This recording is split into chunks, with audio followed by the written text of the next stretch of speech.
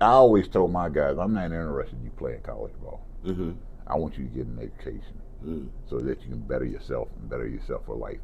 And I also told them, but if there's somebody out there who wants you to play for them, I'll do everything I can to get you in school. Yeah. Okay, and get you on those teams. Mm. And because I think that's education is far more important, and you probably know that now. Yeah. Yeah. It's far more important. It's something that they can't take away from you. Yeah. They can take basketball away from Yeah. you. Yeah. In any way that That's you how look they at mess football. you up. Yeah.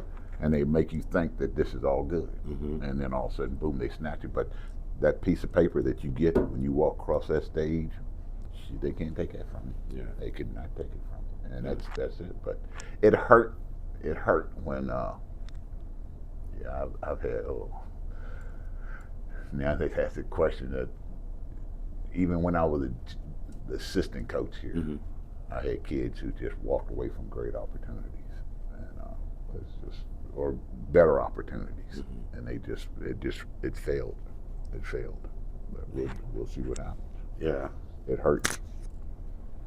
I bet to invest time and Yeah. try to build something and instill something in someone, and the first opportunity you get, you're supposed to show what you've learned and get on it. So when you let opportunity like that go away, it almost makes your mentor or the person guiding you the whole time like, what did I do all this for? You just walk Well, away but from you it. never even now, Mhm. if those guys came and asked me to do something for them, I would do it Yeah. because you messed up, not me. Uh-huh. Okay, and I still have my hopes and prayers that you're gonna better yourself, Yeah. and that's all it is I don't want them living off the streets. I don't want them going down robbing somebody and doing stupid stuff. Yeah. I want you to better yourself, and it means a lot to me to see. It's one of the things I always try to do now is when I see. I don't care if it's a basketball player, just a ordinary student, or anyone. I always, especially my black kids, I always tell them I'm proud of you. Yeah. Because you've done something with yourself, and they look at me like, you didn't say that at high school. Yeah. Because you were a knucklehead in high school. but and I do. I tell them, I am so proud of what you have done. Yeah. And I mean, you could just see, like, the life is just picked up when I say that. Yeah. And I mean it. Yeah. I mean it because how many of them are getting that at home? How many of them are getting it from someone else in the public? But I always try to tell you, I'm proud of you. Yeah.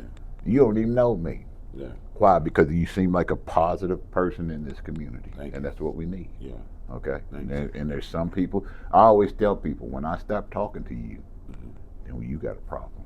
Because I will never ever do anything for your ass after that. Yeah. But that's me. But that's me. Let's get this done. Thank you, man. Hello, ladies and gentlemen. I'm here again for episode 9 with Mr. Tommy Dixon. First, I want to thank you for this sit down, Coach. You coached and was a PE teacher here at Handley High School. You have a strong, powerful legacy. You were also celebrated during Black History Month, which, congratulations, by the way. Tell me about how the basketball journey, tell me about how it started for you. I started basketball back in Little League in a segregated league down at the Winchester Armory, which is part of Shenandoah University now. It was the best time, one of the beginning of the best times of my life. We'd always meet on a Friday. We only played one game a week, and it was usually on a Friday. The bus would come and pick us up, and right over near Douglas, we'd get on the bus and drive down to the Army. And we had black coaches, all black teams. I think at one time there was one white kid that did play, and I have a picture of that at home. And but that's where my basketball career started. Then from there I played. Didn't play. I played through elementary school, and then when I came to Handley High School in the 8th grade, I played 8th grade basketball. Okay. And from there, played freshman ball, junior varsity, and then varsity. Went to Potomac State Junior College to get my grades up and do a better job in the classroom. Mm-hmm. And then from there, I went to Berea College and played 1 year down there. They took a year away from me because of an injury I had at Potomac State. Mm-hmm.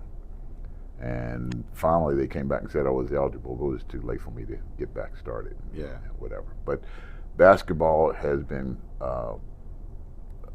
good to me. Yeah. And I've learned a lot, not only on the court, but also off the court, and how things are supposed to be done and what you have to do to just make yourself better. Yeah.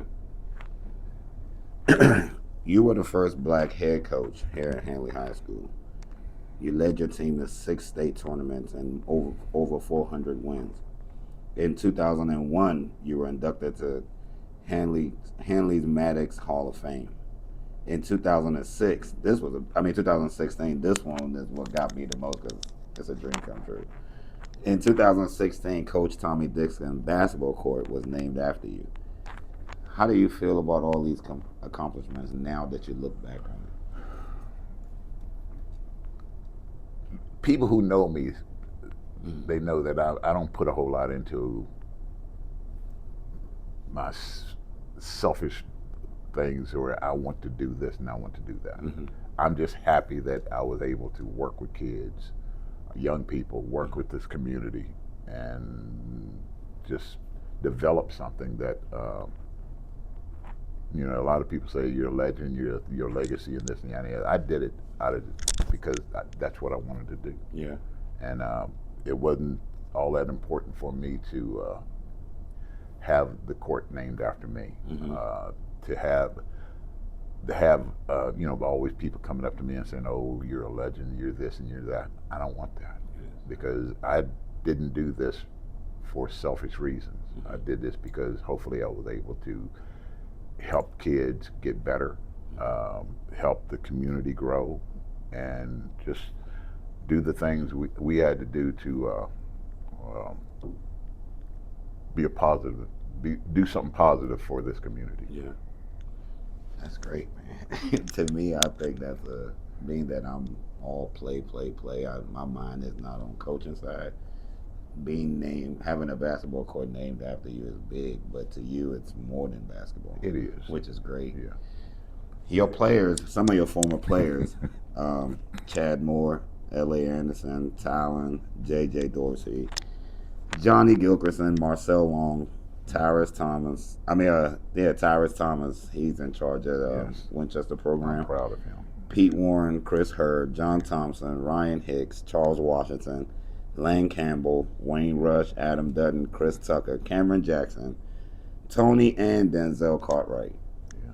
When you hear, and a lot more of players that I didn't name on here, when you see some of these players coaching and being successful at it and teaching, how does that make you feel? I feel good about it because I'm not saying everything I taught them is what they're doing. Uh-huh. But at least it encouraged them that if I wasn't doing something right, they can make changes and do things to better these kids. Yeah. I had very good coaches when I was coming through school. There's a lot of things that I listened to and did. There's some things I didn't do because I felt this is what I needed to do to get these kids to progress and get better. And I think the coaches now are doing the same thing. They borrowed things from me, just like I borrowed things from everybody else. And we are trying to teach and better the younger kids as they go. It makes me proud to know that a lot of these young men are coaching basketball and coaching anything. And that's it. That's great. When you first started the coaching, did you see 39 years in it? If I could have went to 50 years, I would have done it. Yeah. Yeah. I enjoyed coaching. I enjoyed teaching. Simply because it was just different. I always tell people every day I came into school, it was a different day. I mean, you have some little things here and little things there, but it just seemed like everything was so much different than the day before. And to me, that's what kept me going. we it was just, it was fun, and it's like I said, I probably could have kept teaching, but some things, sometimes you just get to the point where you just got to step away. Yeah. And that's what I did. But I loved everything I did about coaching. Coaching and teaching. Yeah. Because when you have 20 to 30 kids sitting in front of you, and you don't know what those kids have gone through the night before, or that morning, or this and that and the other. And I know a lot of them say, "Well, you're crazy, Mr. Dixon," but just to get them to talk to me meant something, and that's what I try to do. Try to make their days better. Some of them would say, "No, you didn't do that. You tried to kill us." But yeah, but I think even now, yeah, when I look back and you have kids come to me and say, "Thank you for what you did for me," that means a lot. It's you see some former players, and they just come up and give me a hug. Yeah, it means so much to me, because it means it tells me that I've done something to help them, and that's what life should be about. Yeah, it's just not about me. It's about helping everybody else. Yeah. And that's So with basketball, did you see that as a tool to reach the kids? Because your goal of instilling discipline and structure in them, that was your main goal. Yeah. But you used basketball to reach the kids. Is that why coaching was so interesting for you? In a way, yes. But I did that in my classroom. Okay. In the class, show up on time. Yeah. Don't talk back. Yeah. Okay. Yeah. Let's try to do things right. I'm not saying you have to do things perfectly, but let's find a way where you can better yourself. Yeah. And that's the same thing you do in life, in a classroom, and also in sports. You try to get people to better themselves. Yeah. And I think that's the main thing that I tried to do. It was fun. It sometimes it wasn't all. You never know if it's successful as a teacher, and even as a coach, but until later on when they come back and say thank you for what you did for me, that means a lot. Yeah, yeah, and that's really important. What were some of the early challenges you faced when you started? We talked about that earlier. The early challenges. When I first got back to Winchester, I got a job at got a job here in the system as a permanent substitute. Yeah. And then a job came open over at Daniel Morgan, and I spent 13 years of teaching at Daniel Morgan before I came to Handley. Okay. Some challenges was, number one, fitting in with the people who I had to work with. Not all of them were good. Okay. A lot of them were very good. And, I tried to listen to everybody. I tried to listen to the good people and see what they were going to do to make things better, and also watch the bad, see how you don't do things. Yeah. And so you can keep that job. As a coach, I remember when I first got back here, when I first moved to Handley as a coach, we were awful. And but they were good kids. Yeah. And they were young men who may not have been the most talented, but they were willing to run through a wall for you. And I hate the fact that we didn't win more games simply because they just weren't talented enough to do that. But you learn, and you put that in the back of your head so that you can pull this out later on in years when things got better. I think there were times where this question is very hard because I want to say some things, but I don't want to say some things. Okay. But just fitting in at Handley was not the easiest thing for me to do. Yeah. And I think you understand. A lot of people who look like me understand. Yeah. Yeah. Because there was a lot of people who. I remember one teacher. Well, I can't say that. It's a very difficult question to answer, but in the long run, the challenges that I faced, not only was it through teachers, administrative things. Mhm. You know, they always told me that I was a hothead and I was this and that and the other. But I always, even officiating, it was difficult because they had their standards. And although I didn't feel it was always done correctly, officiating against my team. Yeah. And I think we all know why. Yeah. Yeah. Okay, we all know why. You had a 6'5" black man trying to get things done correctly, and not always were they willing to listen to me. Yeah. And I always would tell them, I'm only going to ask you what I know in that book, that rule book that you have. I'm only questioning you on those things. Yeah. So please, don't tell me I'm being mean and ugly to you when you are not calling it fair to us. Yeah. That's probably the hardest thing is, you know, the officiating, administration, and the things that I could sit here and tell you a bunch of stuff that went on that I just didn't feel was fair. Yeah. But don't ask me no hard questions. That was a difficult one. Yeah. Yeah. I don't know if you got a lot. I don't know if people. I would love to sit down with people and tell them individually, this is what I had to go through. Yeah. And but I'm okay. Yeah. I'm okay. Yeah. That's man, because I know if you was 39 years in it. Well, 39 it was years. over 39 years. Over 39. It was almost 40 years. Yeah. Yeah. So that long period of time, if I rewind time back from today, man, I would only imagine the kind of things you went through. Oh yeah. Well, it's like I said, there were a lot of people who stepped up with me and said, you're doing a good job. Keep your head up and keep working. And there's some people who just, I wouldn't give them the time of day because of how they treated not only me but the basketball program and a lot of the kids in this school. Yeah. And that hurt me more than anything. You don't do that. Yeah.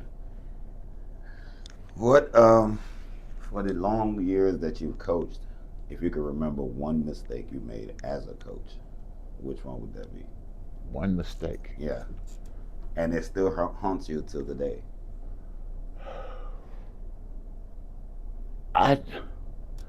A mistake that I made that haunts me to today.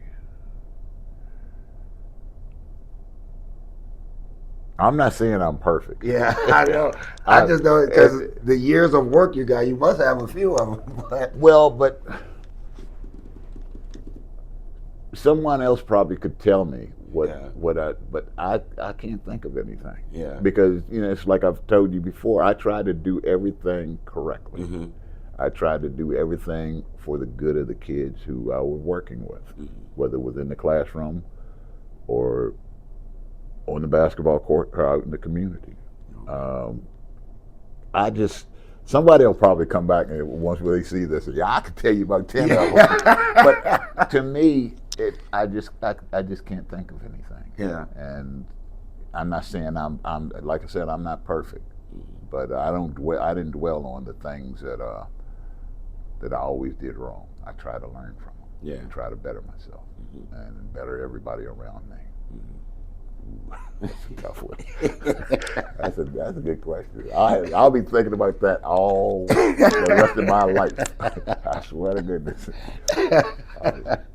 God, that's good. Okay.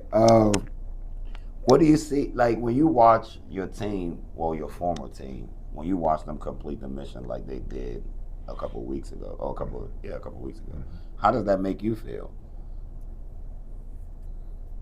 It made me feel good that we finally won a state championship. Yeah. And you know, a lot of the coach, I know Zach, Coach Harold, he's a good guy, and the guys he has working with him were very good guys. Yeah. And this team is good.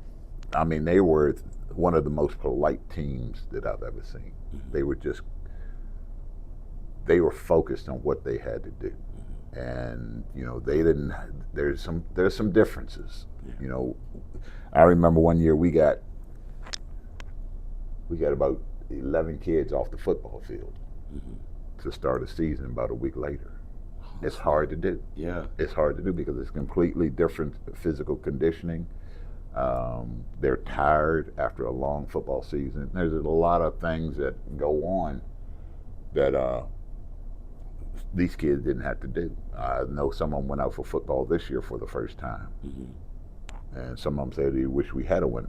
But I never told my kids not to play any other sports. I want them to play other sports because you never know what's going to be beneficial for you.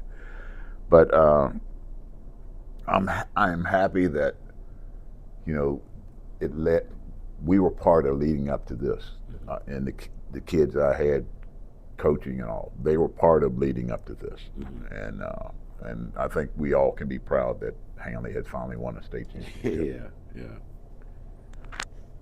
You're known for incorporating structured discipline drills. Where did that mindset come from? Jimmy Umps, my coach here at Handley when I was here. Everything was done. You had to do things correctly. You know, you showed up on time. You worked hard in practice. You didn't embarrass your teammates. You didn't do things that were out of line because you were going to be called onto it. Mr. Umps was a good man. He was the kind of coach. He and Coach Rex Brown were the varsity coaches I had here, and they both, you know, they were fair. And they made you work hard. They treated you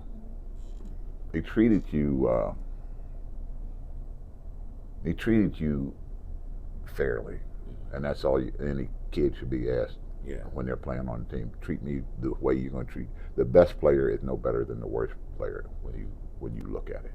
Okay, he might be able to put the ball in the basket more than this kid, but who's going to be able to work with him during practice against him to make things better? And I think that's one of the things Mr. Umps always taught us. We worked hard. We you know, I was on probably the best percentage wise.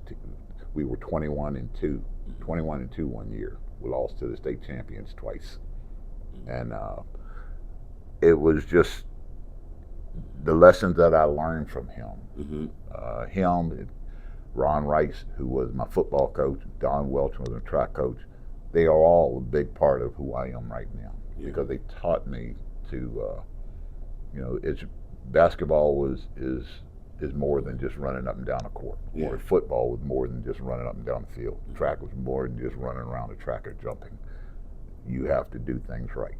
And you know, I had a rule that if my practice starts at 9 o'clock, you better be on that court at 8:35, 8:40. Because we're gonna start it, and for the most part they would. Because they knew this is what. But you know, if practice was supposed to be over at 11 o'clock, we finished it then. I might be able to run you harder the next day. But you know, that's what we did. It's the commitment that you make to these kids to get them to understand that this is what we have to do, and it's also going to benefit you for the rest of your life. The stuff you learn during those seasons is how, for me as well. I didn't get to play high school, but my college coach was really structured and strict. And so when I left JUCO coming to Shenandoah, it was easy to just understand discipline and hard work. So not to like down my teammates, but it took 1 or 2 open gyms to see that I could outwork every single body in this gym. So that it's not even about me being better than you or me. I just know I'm going to work harder than you, and that will help me win, like a starting role or a rotation, and I'll be just fine. So and it's one of the teams. I'm going to say what year it was. They weren't the most talented team I ever had. They weren't even probably in the top 10, but they were successful. Simply because every day they came into that gym, they worked harder. And every day, if we lost a game, they would come in the next day, cheerful, smiling, and ready to work hard. And that still sets with me even today, because they were, you know, like I said, they weren't the most talented, but they were dedicated to doing what they had to do for their teammates, for themselves, and everybody that was involved, and it meant a lot to me. Man. How important was conditioning and mental toughness? How important was that to instill in your players versus like versus talent? Yeah, just talent in general. Well, I always used to, when I was in middle school, I always asked the kids, I said, how many of y'all would run through that wall for me? Yeah. And some of them look at me like, you crazy. Yeah. And some of them would say, they'd stick their hand up right away. Yeah. And I always would tell them, I said, if I ask you to do something, I'm asking you to do it because I know it's not going to hurt you. Mm-hmm. If I ask you to run through that wall, I know that that wall's not going to hurt you. But are you willing to do it? Yeah. And they look at me like, that makes sense. Mm-hmm. And for the most part, it does, because you don't know what's on the other side of the wall. You don't know how hard they're going to hit it, whatever's going to happen. But to to just get kids to do their best, and that's all. You're going to have bad games, and there's not a lot you can do about that. But if you work hard, you're going to overcome it. Yeah. It's just like watching these NCAA games that are going on right now. Yeah. You sit back and you're like, whoa, who's going to win this thing? Yeah. Yeah. And it's the team that has the best discipline and who has the it's not even all about talent. Yeah. It's about understanding what you have to do to win. And I think that's the easiest way to put it. What do we have to do to win? What are we willing to do? Will I dive on the floor to get that loose ball? Will I make that extra pass? Yeah. Will I shut down a kid who's making it difficult for us to win? Yeah. Can I shut that person down? And those are the things that you try to teach these kids. Yeah. I mean, if you have a team that can only play defense, you're going to lose ball games because they still can't score. Yeah. But if you have a team that can make a layup and play good defense, you have a good chance of winning. Yeah. And jump shots are dime a dozen anymore. But how do you get about doing that? And that's bottom line. It's crazy. When you coached for a long time. Recently, a lot of coaches coaching their players goes viral. I'm at all I don't see why, because I grew up being coached like that. But how do you feel when you see that? Like I think it was Don Staley. I can't remember what coach it was. Just recently did it. Got in the player's face as she was coming off the court. That was Linda Freeze from Maryland. I'm Yes. I'm so off. Maryland. But yeah, she got in her Yeah. face and was pretty much, you could read her lips yelling at her like, I believe in you. Like, you only get that much. You only got a little bit of room. You got 40 minutes to take it to edit and change and do everything in the game. So do you see it as what's the big deal? Why is it? That's how I say it. Why is this going viral? Like, it shouldn't be. It shouldn't be. I don't think so either. You don't know, even though they can edit what her lips are saying, you don't know what happened in practice. Yeah. You don't know what happened heading at halftime. Yeah. Before the game, 6 games ago, or whatever. You don't know what they're talking about. Okay, so mind your own business. Yeah. That's what I say. Mind your own business and leave these people alone. But in today's society, where media is just taking over, and just everybody's got to know everything about everybody. Yeah. It's not fair. It's not fair. And it's just, I know who Brenda Freeze is. I've met her a couple of times, and I think she's a great coach. Yeah. And for them to put something out saying that she shouldn't be in that girls' field, you don't know what she's talking about. Yeah. So leave it alone. Okay. When a kid would come to me, and I remember one night, this kid, he was so frustrated. We lost the game here. He just got up off the bench and ran to the locker room. So guess who went and got him? You. Oh yeah. I said, if I got to sit through the end of this, you do too. Yeah. So bring your butt back down here and sit on the bench with us. Ain't ducking this. But Yeah. he didn't know how to handle that. And a lot of people don't know how to handle how Brenda Freeze was in that girl's face. Because she's doing what she felt was necessary to improve it. Now, there's some people that you don't want doing that. Yeah. because they're not telling them the correct things to do. But knowing Brenda Freeze is and who she is, I'm guaranteed she was telling that girl, this is what we need to do. And yes, I had to get in your face to get your attention. Yeah. And there's nothing wrong with she didn't put her hands on her. No. She didn't do. I don't think she used any bad language at her. So let's live and learn. Yeah. And that's the bottom line. Do you think media makes coaching hard? Yes. Yeah. Yes. It does, because now when you, especially with the internet and the what do you call all these Social media. You see all this stuff that's going on, and so many people cannot separate themselves from right and wrong. Where I see these people doing this at a ball game, so I should be able to do that too. No, you can't. Use reasoning. Yeah. Use some reasoning, and don't go out there and embarrass yourself. Don't go out there and embarrass your family. Yeah. Don't go out and embarrass your team. Yeah. Don't go out there and embarrass your community. It made one of the things at the state final game a couple of weeks ago. It made me so proud that the Handley people showed up in droves. Yeah. And when they left there, it was good. And there was everybody was happy. I know we won, but even in the years when we didn't win down there, when we got up and left, everybody left with a good feeling. Yeah. That we were hurt because some years we didn't win it, but when we won it, we acted about the same. We didn't look at somebody and like we want to fight you and this and that and the other because we lost a ball game. And that's part of nature. Did you have a coach you looked up to during your coaching years? While I was coaching,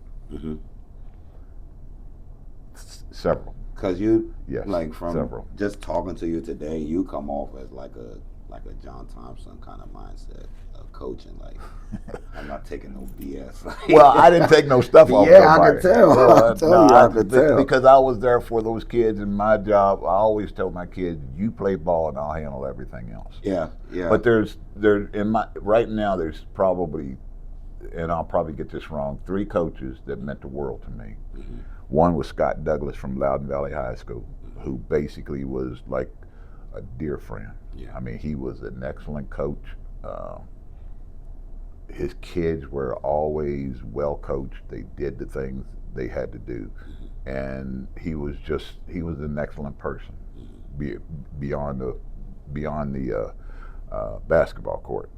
Then there was Ken Edwards down at Parkview. Ken Edwards coached Billy King. If you know who Billy King is. Billy King. For the Sixers. Yeah, he used to play with the Sixers. Yeah. Played at Duke. And he was a general manager when. Yes. Yeah, I only know because Sixers. Allen Iverson, Yes. my favorite player, and he Right. was the guy. That's so. Billy King. That Yeah. is the Billy King. Went down to Duke, played for Krzyzewski down there, and went on to the pros. And I still remember him dunking on their heads like, oh my God. He was just, but Coach Edwards was one that, at the beginning he was a little distant, but then all of a sudden once we went through the years and years, it was almost like we were just bonded together. I mean, he would search me out before games, and we'd sit and talk about things, about basketball and just a lot of little things. Yeah. And then there was Paul Hatcher down at Robert E. Lee High School. Robert E. Lee High School had probably one of the best runs from the probably late 60s all the way through the 90s. I mean, they were always one of the best teams in this state. And Coach Hatcher was, my goal was just to beat him. Yeah. And it was hard to do. Yeah. But he was an excellent coach. He had his kids. He was one who, he had a lot of kids that basically they did what he asked them to do, and they were successful for it. So there's a lot of things in those 3 coaches that I could see that this is what I need to do to better my kids, better myself, and try to do a good job. That's great with that. So do you stay in contact with them till this day? Coach Hatcher has passed away, and I think Coach Edwards also has passed away. Every now and then I get to see Coach Douglas, but I think those 2 have passed away. But it's just our time here on earth limited. Yeah. And you just got to enjoy it. And I enjoy just being around them. Mm-hmm. And that's the thing. So for parents nowadays supporting their kid, what's the best advice you have for them? Supporting a kid that's pursuing basketball. Number one, understand that you're not at their practices all the time. Mm-hmm. So you don't see what all is going on. You're not there to see where this kid is struggling. I used to always tell mine, come on in and watch practice, but please do me one favor. Sit in the corner, expect me to yell and scream and act a fool, and try to get the best out of these kids. You know how many parents ever came? None. Because I think they realized that I was trying to do what was best for everybody involved. Yeah. And that's the way I looked at it. Don't listen to, relax your mind when you're at a ball game. Come to enjoy the game.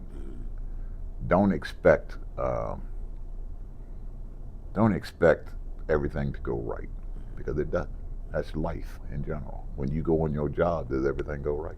No. So when you're out there, when the kids out there on the playing floor, not everything is going to go right. Remember, when you talk to your coaches, how do I say this? When you talk to your coaches, don't think before you speak. So many of them only want what's best for their kid. Yeah. And I think every coach wants what's best for their kid. Mm-hmm. But just don't use that in a way where it's going to harm your kid. Mm-hmm. Parents should be involved in the program. Yeah. But the school system has put in place the person they feel should be there. And if that doesn't work out, there's that process where you get rid of them. Yeah. But the parents have got, and I've seen it. I've enjoyed working with the parents in the Winchester community. I know there's some who would probably say they couldn't stand my guts. Mm-hmm. Okay. But tell me one thing that I did for your kid that I didn't do for somebody else, or to your kid. I try to always treat all of them with respect. I try to treat all the parents with respect. And I think that's the one thing I'm trying to say right now. Mm-hmm. Respect the coaches, respect the process that's going on in front of you. Mm-hmm. And let's see what we can do. Was there any player that was really, really that good that made you change the way you coach, like change your system? Let me rephrase that question. Was there any player that came around, or a group of players that made you change how you coach? Because coaches don't always make players fit in their system. Right. Some coaches make their system about the kind of players they have. There was a few. I'm not going to mention names because I everybody will always, who's your best player? I refuse to answer. Yeah. But yeah, there was some people who, if we had a big, strong kid down inside, mm-hmm. we tried to get that ball down inside, so he could do damage. If there was perimeter people who were outstanding and could get to the basket, hit jump shots and this and that and there, we tried to change and do that. But from year to year, the only thing that consistently we try to do is to wear your butt out on defense. Mm-hmm. Because I think that's especially when you're coming into a season, like out of the 27 seasons that I coached, mm-hmm. either 17, 18 of them, we had to wait for kids to come off the football field. Mm. And a lot of people don't understand how difficult that was. Mm. So a lot of the change was, we didn't have the opportunity when I was coaching. We didn't have the opportunity to work with these kids during the off season. Yeah. I mean, down in the cities, you probably could if you went and did this and that and the other and whatever and hit it. But out here in Winchester, Virginia, a lot of kids were 3-sport athletes, mm-hmm. or 2-sport athletes, and they were focusing on it. But there were rules in place in the state of Virginia where we were not allowed to work with our kids during the off season. We couldn't even run drills during the summer because of crazy rules that they had. And I know there's a lot of people who were doing it, but I had some ADs that said, nope, you can't do that. And if we catch you, you're going to be gone. And so I had to abide with that. But it was, it's crazy. It's crazy. Did you coach Ellie Anderson? Yeah. How good was he? Because I know he moved on from Handley football-wise, but how good was he in basketball? LA was a very good basketball player, but I think LA was hindered by the success of his football seasons. Yeah. In basketball. I remember one night LA put up, I think it was about 25 points in one half, simply because he had probably he could just come across half court and light it up. And he was a point guard for us. And, he played point guard. I think I know his last year he played point guard. And but he was an outstanding young dude. Couldn't play no defense, but you can tell him I said that too. He'll laugh and smile about it. But he was LA was I had several kids that they were outstanding players, and they were just good people. Yeah. And that made me feel a whole lot better than anything else. When you have guys, I mean, we can go all the way back to the first year I started with Tom Wise, who was went on to Wake Forest and played down there. Just an outstanding young man. Yeah. And then all the way up to the end when I had Cameron Jackson, who went on to Wofford, and he's still playing pro. He's playing pro overseas. That's right great. Now, and it is. But to single out, LA, you got to look at all of them from beginning to the end. And LA was a wonderful young man. Yeah. And I'm happy for him for what he has done to come back to this community. Yeah. And make things better. I said him because he's one of the only ones I know that was a two-sport star here. I'm sure there's a lot of other guys that did it. Oh yeah. He's one of the main ones I know. Yeah, it just seemed like everyone that played for me. Yeah. Yeah, just about everyone that had big names in sports were two or three sport athletes, and they did a great job. And you just sat back and wondered, all these people say, I want to focus on one sport. How do you know you're not good in another sport if you don't try? Yeah. And that's it. Today's basketball is a lot different from the way you coached it. What's a skill that you think is watered down today that you think upcoming players, if they pick up on it, it will probably put them ahead of their class? Defense. Yeah. I don't think they play. I was always brought up ball you man defense. You don't understand that. Okay, ball's over here, you got to be here, your man's right here. They don't play that. Yeah. It's almost like ball, you man. Yeah. And it seems like in defense, and I think so many people, because I think a lot of it is because of the three-point shot. Yeah. Because you can come down and throw up a three-pointer, which is so much easier than getting to the basket for a two-point shot. I wish they would reverse it. If you get in the lane, inside that area, you get three. If you're on the out perimeter, you get two. But they don't, whatever. But you see what I'm saying? Because you only have to beat one person when you are shooting a three. Yeah. You had to get to the basket, you got to beat at least 3 or 4. Yeah, at least 3 or 4. And that's the thing. But I think defense, shooting has gotten so much better. It seems like everybody can shoot. This probably because of the three-point shot. Yeah. Ball handling.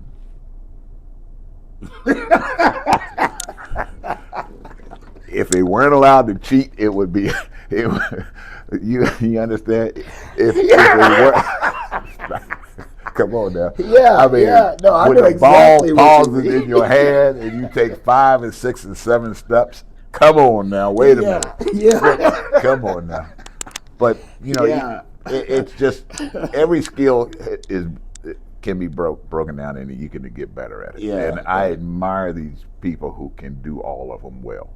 But you see some people out there and they're like, oh, he's struggling, Yeah. and you just wonder. But to get back to ball handling, it's, oh my God, Yeah. it drives me crazy. Yeah. I remember when they started allowing the carries in high school. This was probably in the mid '90s, where this kid, he came up here. He was from Loudoun County High School. I can't remember his name, but that boy his hand was under the ball, and he was going this way, and he was taking 3 and 4 steps before the ball hit the ground again. And I'm like, I asked the official, isn't that a walk?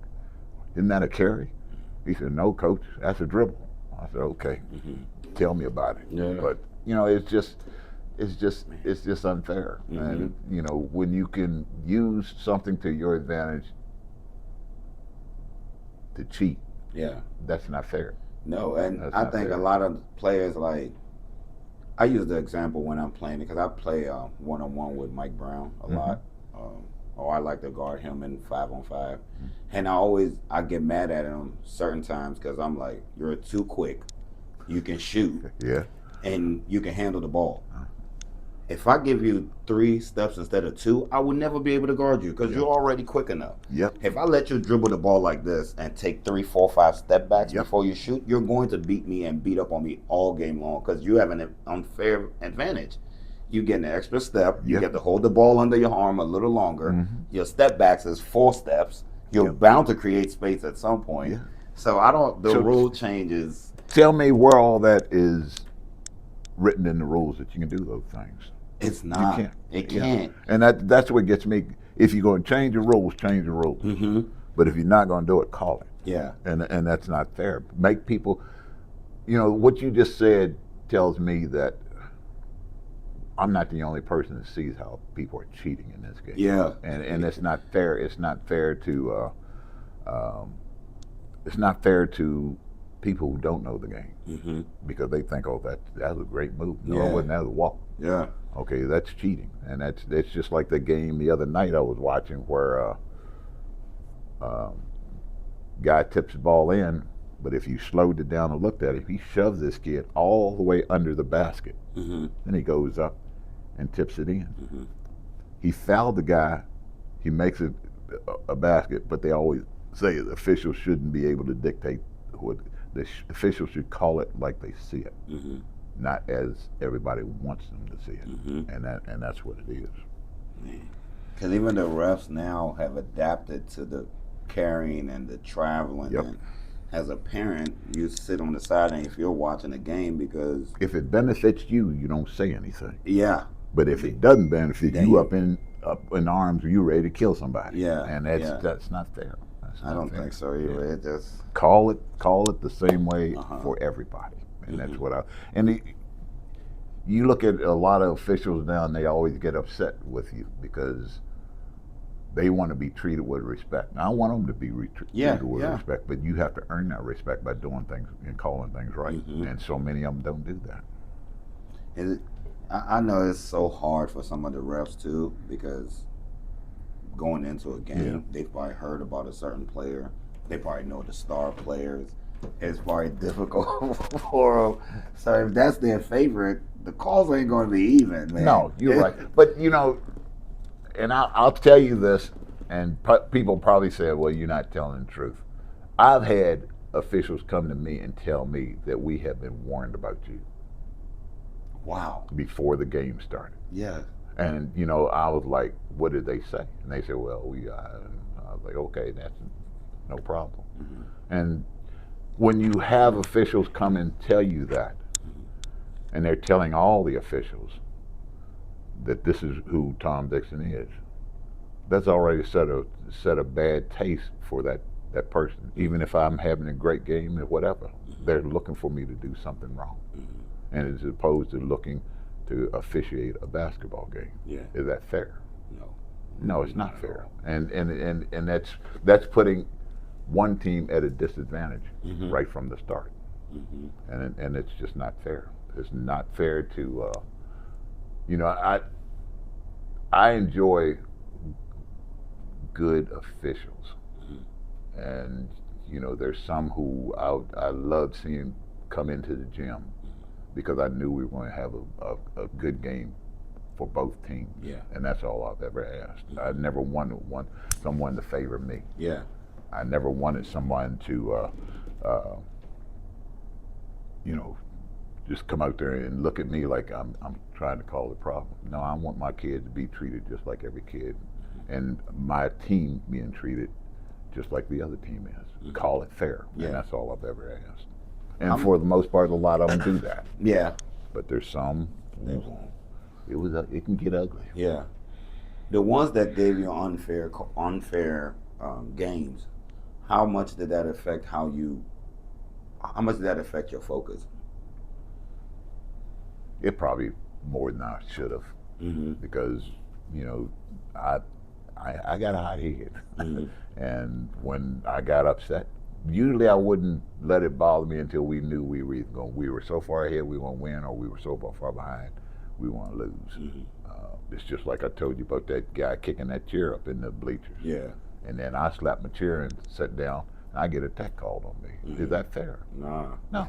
I mean, and 3 officials out there on the floor saw it, saw both of them, but one gets a tech, and wasn't that? Why did I get that tech? And why didn't that other guy get the tech? It wasn't fair. It's not fair. And I had that on tape. Yeah. I can show you that on tape. And even after saying by the higher authority, nothing happened. Like, of course, it didn't happen right during the game, but rewatching the footage, did anything But see, so happen? many of them don't watch the footage. So many, and that's what they should do. If they have a question, and especially nowadays when everything is being taped, you can see what's going on. Yeah. Officials should be able to see, what did I do wrong? What am I looking for?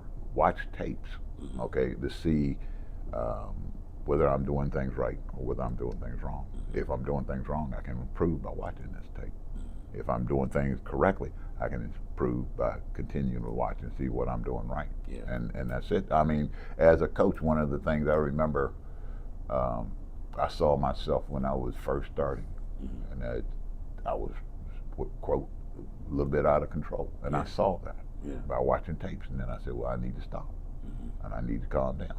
And my AD at the time said, yeah, you need to calm down. I said, okay, and I will. But he did it in a way, that he was saying, even if things aren't, you've got to be more focused with your team. Yeah. And that made sense, and that's what I tried to do. Man. Hopefully I could get that patience to coach one day. Well, you do. Trust me, you got any kids? Yeah, I got 3. Case closed. You there. you there. Yeah. Trust me, they're going. That's your team right now. Yeah. God, wow. If you could leave one message for an upcoming generation of athletes, what would it be? One generation, one message. Be the best you can possibly be at everything you do. And that's, I mean, if you can do that, whether you're on a court, in a classroom, in a business office, and you're doing the best you can, that's all you can ask. Yeah. Just be the best you can. And, being a parent, be the best parent you can. It's not nothing. There's no written manual for being a parent. Yeah. I was very fortunate that I had one daughter who has done very well for herself. Yeah. And I give most of the credit to my wife, because when I saw them and the way they bonded, I stayed the heck out of the way. Yeah. So, but when she needed that comforting, that's what I tried to do. Yeah. And I think that's from teaching, from being a part of this community, for being somebody who people who look up to, and that's me. I wanted to be the best I possibly could be. Yeah. And I thank my mother and father for that, because they were the two that basically made me a better person. Yeah. And they gave me the chance to be that. Last question. This one doesn't matter these guys just want me to ask you because they want to hear it out of your mouth. No thinking about the record or anything else. 10 of the 10 best players in the last 20 years. I refuse to answer that. Okay, well you can plead the fifth to that. I am. I don't like. In my mind, I know who it is. Yeah. In my last 10 years. Yeah. Oh my God. Just name 10 of the best players. I'd rather not do that because Everybody's grown now. They're I fine. don't care. I don't care. I don't care. No, you tell them, leave me alone. Okay? Because everybody's always asked me who is your best player. Yeah. And I don't even do that because just because one kid who could have been one of the best might have been on a bad team. Yeah, yeah. And then somebody who was on a good team, was he really the best? And I know there's about 5 kids that I'd love to see play together. Yeah. And I don't think anybody in this world could beat them because they were just a dominant. They were dominant in their time. Yeah. And that's the bottom line. But you tell them I am not answering that question because they all crazy. Yeah. Okay? Yeah. Well, thank you very much, Mr. Thank Dixon, you. man. I appreciate this. this. You coming. Well, hopefully you'll probably get some feedback, positive and negative. But I don't worry a lot about of your players. Well, you tell them to leave me alone, and I can still run them. Yeah. They can still come out here and run. Yeah, tell them come on out here. A hill right out here. Thank you very much. But I appreciate.